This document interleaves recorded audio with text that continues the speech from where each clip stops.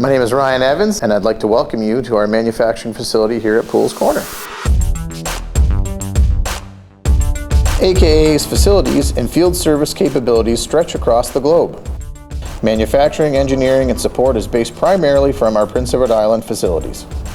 Our manufacturing facilities total over 100,000 square feet of floor space and includes a state-of-the-art mechanical fabrication area, a heavy electrical equipment assembly area, and a large test bay with megawatt, low voltage, and medium voltage capacity.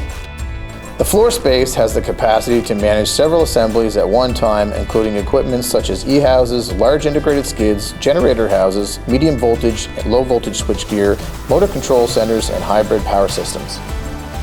Adjacent to the electrical assembly area is our dedicated test area with megawatt-level testing capacity.